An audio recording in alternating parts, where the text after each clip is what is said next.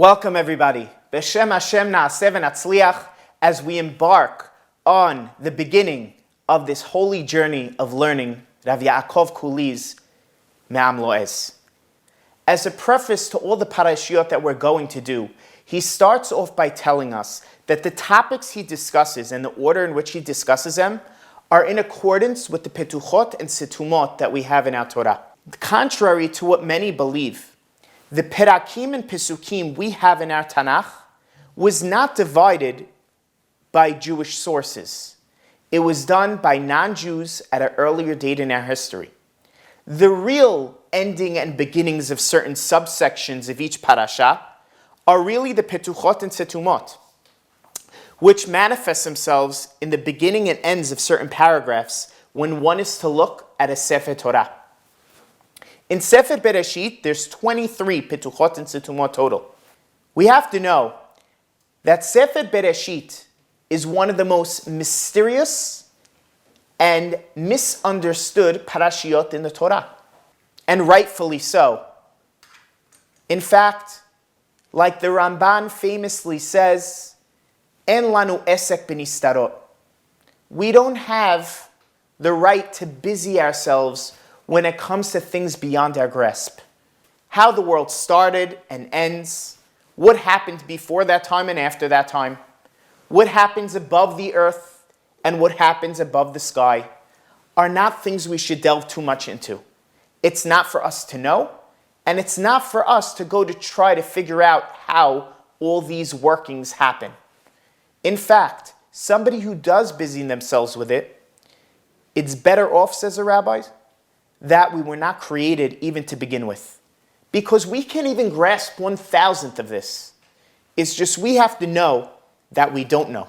And basically know that Hashem created, He was always existing from the beginning of time, from before time. And He created the Shamayim and Aretz. In order to demonstrate how we shouldn't go and busy ourselves in these topics, even when asked about them, we bring up the following story that Chazal mentioned regarding Alexander the Great.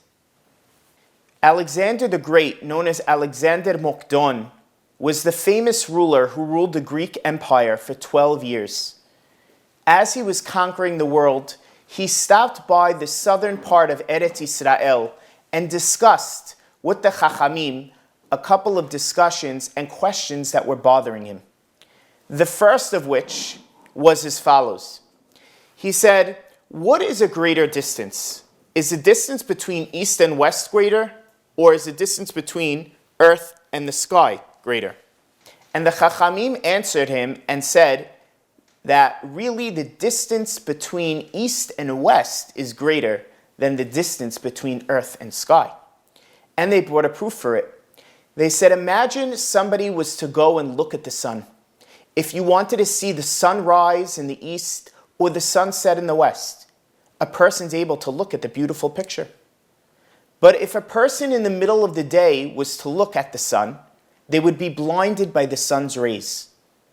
These rabbis maintain that the only reason why one is blinded when the sun is directly on top of him is because there's nothing blocking the rays of the sun from hitting the person. Whereas if it's east and west, those rays are going to be blocked by the mountains or atmosphere or what have you. But really, in the end, they're equal distance. He asked them then another question. The second question was, what was created first? Shamayim or Aretz, heaven or earth? And the Chachamim went and answered, heaven was created first. Like it says, Bereshit bara Elokim et hashamayim ve'et haaretz. God created the heavens and the earth. The third question he asked them was what was created first, light or darkness? Now the Chachamim knew this answer to the question, but they saw where this was headed. They saw that Alexander the Great is getting deeper and deeper into the secrets of the Torah, into studying certain parts of the Torah that shouldn't be taught. So they went and answered him saying, we don't know. They wanted to stop Alexander the Great in his tracks because it would cause the Chachamim, by asking further questions, to delve into certain things they know they shouldn't delve in when it comes to the creation of the world. But Alexander the Great continued to ask more questions. His fourth question was as follows. Who should be considered wise? Ezehu chacham. And they answered Alexander the Great and say, you know who the wise man is? Not the man who knows, has the highest IQ, or knows the most about any given topic. It's Ezehu chacham haro'eh tanolad. He sees the future. He sees and anticipates the consequences of his actions. He realizes that what he does today is going to have a direct impact for the future, and his future and the future of the world. Ashrei, praiseworthy is a person who takes this into account and realizes that the pleasure of a sin or from giving into one's desires is a fleeting pleasure. It's something that comes and goes in an instant, but it leaves behind a big tab that needs to be picked up. The person went against the will of Hashem. He went against the will of God.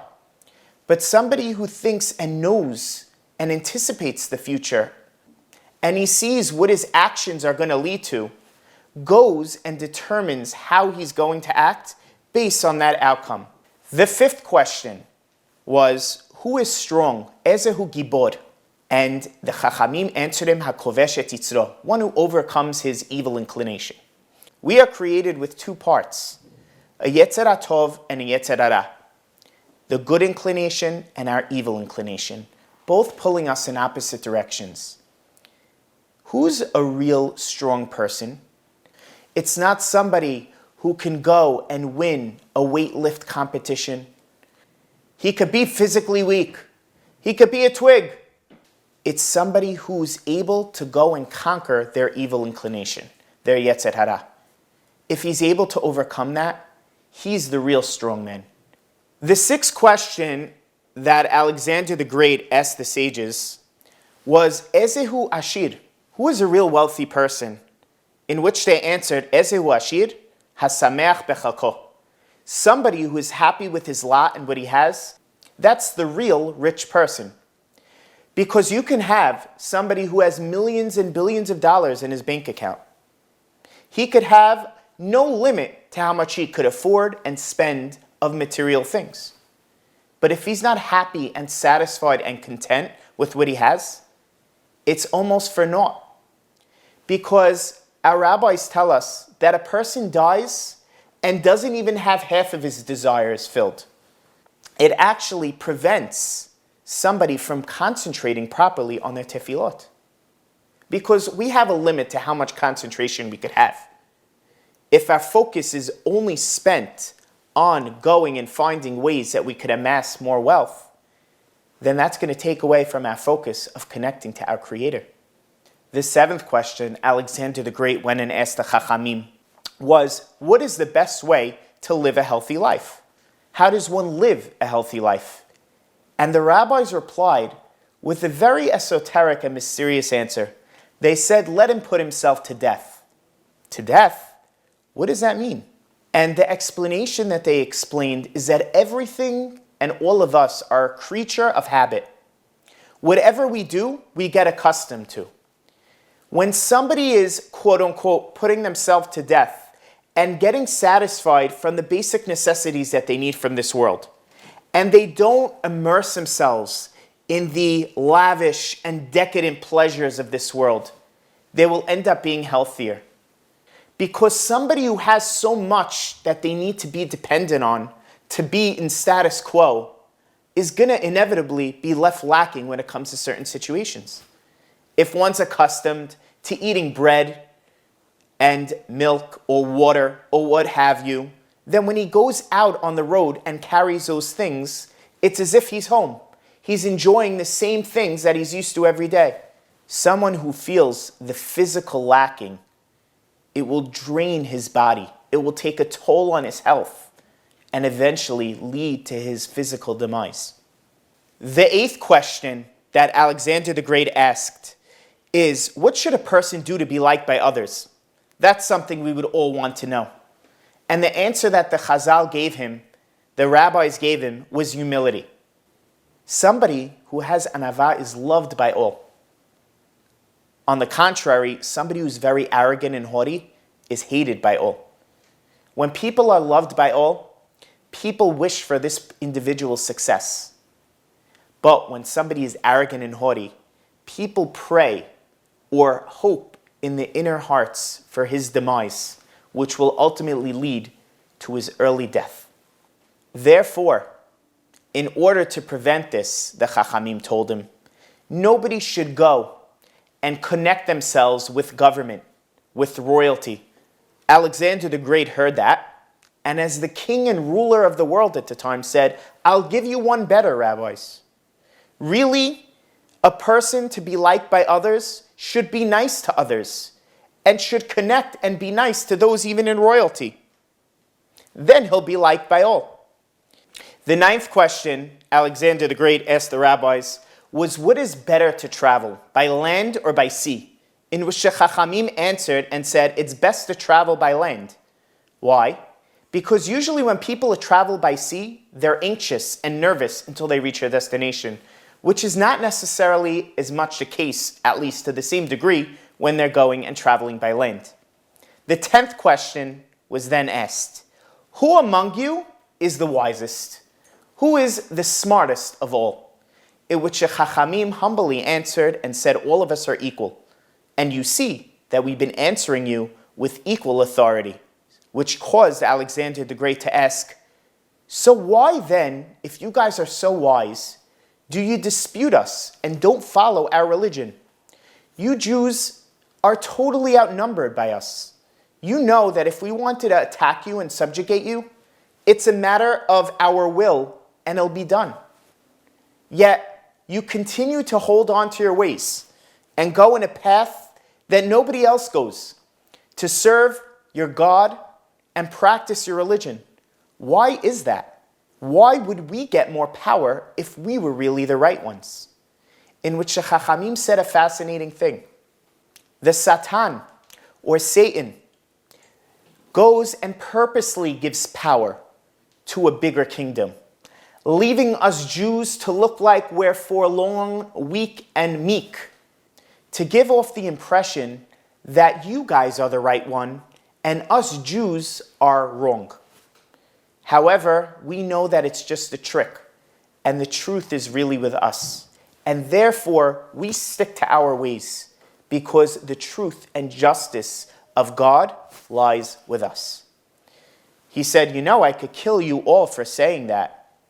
Every king in the world is my friend. I'm basically emperor of the world. And anything I say, they will do. And they could get rid of every single Jew from the earth right now. In which the Chachamim said, you know, if you do that, it won't make you look good. Because after all, before we decided to answer these questions, you did agree that you would not harm us, and that by telling the truth, we wouldn't be harmed. And here we are telling the truth. Alexander the Great, after asking these questions, went and presented each of the Chachamim with fine clothing and gave him a gold necklace band to each one of them. He then said, I want to go explore Africa. That's where I'm headed next.